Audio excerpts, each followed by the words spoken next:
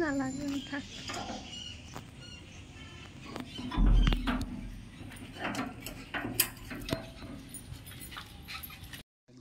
Hello everyone, welcome to my channel.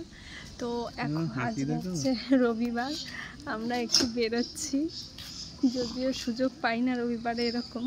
তো অনেক দিন পর আজকে পাপাকে নিয়ে একটু বেরোচ্ছি। তো এই যে আমরা বেরিয়ে পড়লাম। তো এখন আমরা কোথায় যাচ্ছি চলো সেটাই দেখতে থাকো তোমরা, তাহলেই বুঝতে পারবে কোথায় যাচ্ছি। আর পাপা হওয়ার পর থেকে তো ঘর থেকে বেরোনোই হয় না অ্যাকচুয়ালি। তো ও যেহেতু এখনও ছোট, তো ওই জন্য সারাক্ষণ ঘরেই থাকি। আর শাশুড়ি মা থাকলে তো তবু বাড়িতে একজন আছে, আর শাশুড়ি মা না থাকলে তো পাপা আর আমি পুরো বাড়িতে একা একা, একটুও ভালো লাগে না। তো আমি মাঝে মাঝে তো ডিপ্রেশনেই চলে যাই, যেহেতু এখন বেরোনোই হয় না। তো মনটাও তো একটু মাঝে মাঝে আমার ভালো রাখতে হবে, তাই না? আমি শারীরিকভাবে মানসিকভাবে সুস্থ থাকলে তবে তো আমি পাপাকেও ভালো করে দেখভাল করতে পারবো, টেক কেয়ার করতে পারবো না। তো ওই জন্য নিজের মনটাও একটু ভালো করার জন্য চলে এলাম। আর এই যে দেখো চলে এসেছি আমরা কদমতলা ঘাট।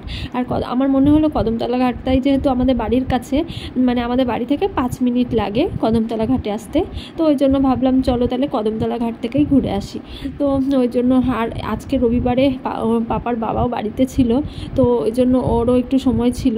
তো ওই জন্য ভাবলাম চলো ঘুরে আসি তাহলে। আর এরকম রবিবারে ও এতটাও ফাঁকা থাকে না কোনো সপ্তাহে। এই সপ্তাহে আজকে একটু কাজের চাপ কম রয়েছে, তাই জন্য একটু ফাঁকাই রয়েছে। তো ওই জন্য বললাম যে চলো একটু ঘুরে আসি, ওকে নিয়ে তো এখন আর বেরোনোই হয় না, তো ওই জন্য বেরিয়ে গেলাম। আর পাপাকে নিয়ে না বিকেলবেলা একটু ঘোরালে পাপারও বেশ ভালো লাগে মনটা। আর পাপা যেহেতু বিকেলবেলায় ঘুমায় না, ও জেগেই থাকে, তো ওই জন্য মানে আমি যেহেতু বাড়ি থেকে বেরোই না ওকে নিয়ে, তো ওই জন্য ওকে নিয়ে আমি কি করি, ছাদের মধ্যে একটু পায়চারি করি। তো ওই বিষয়টা ওর বেশ অভ্যেস হয়ে গেছে, প্রত্যেক দিন বিকেল হলে ও ঘরের মধ্যে খ্যান করে।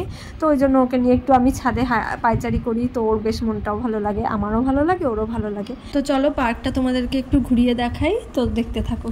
আর দেখো যে আকাশটাও কত সুন্দর লাগছে, আজকে সূর্যটা অস্ত যাচ্ছে, তো বেশ ভালো লাগছে।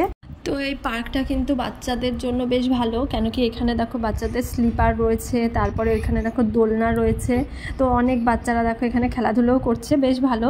তো তোমরা যারা কৃষ্ণনগরের কাছাকাছি থাকো তো তারা অবশ্যই এখানে আসতে পারো বিকেলবেলায়, বেশ ভালো। আর এখানে দেখো একটা সেলফি জোনও আছে।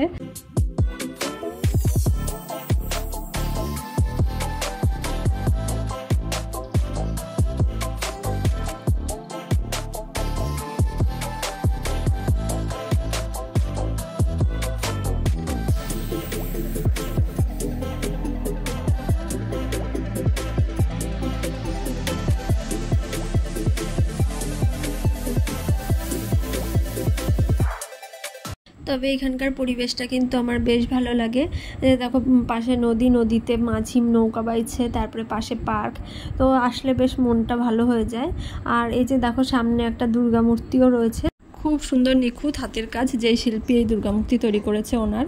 তো যাই হোক, এই দেখো এখানে আবার একটা রেস্টুরেন্ট মতনও রয়েছে। তো এখানে সেই চিকেন পকোড়া, চা, কফি, তারপরে চাউমিন, এগ রোল, যে যাই খাক সেগুলো অর্ডার দিয়ে খেতে পারে। তো এখানে সব রকম ব্যবস্থাই রয়েছে। আর খুব সুন্দর এখানে ছবি তোলার জন্য তো অসাধারণ সুন্দর, যারা ছবি তোলে রিল বানায় তার জন্য অসাধারণ সুন্দর একটা পরিবেশ, তো তাদের জন্য খুব সুন্দর একটা জায়গা। তো আমরা অনেক সুন্দর একটা সময় কাটালাম এখানে। তো সন্ধেও ঘনিয়ে আসছে, তো চলো বাড়ির দিকে যাওয়া যাক। আর এখানে পার্কের সামনে দেখো এখানে ফুচকার দোকান ছিল, তারপরে ভুট্টা পোড়ার দোকান ছিল, আইসক্রিমের দোকান ছিল। তো আমরা এখানে একটু ফুচকা খেলাম। তো আমরা একটাই পাতা নিয়েছিলাম, কেন কি ওর কোলে পাপা ছিল, তো ও পাতা ধরে খেতে পারবে না, তাই জন্য আমরা একটা পাতা নিয়ে দুজনে এক পাতাতে খেলাম। তো খাওয়ার পরে আমরা ভুট্টাও খেয়েছিলাম। তো ভুট্টা খেয়ে তারপরে বাড়ির দিকে চলে গেলাম। তো আমার এই ছোট্ট মিনি ব্লগটা যদি তোমাদের ভালো লাগে তো অবশ্যই লাইক, কমেন্ট, শেয়ার করে দিও। আর আমার চ্যানেলে যদি নতুন হও তাহলে অবশ্যই সাবস্ক্রাইব করে দিও। তো এই ভিডিওটা এখানেই শেষ করছি, দেখা হবে নেক্সট ভিডিওতে। Tata, by.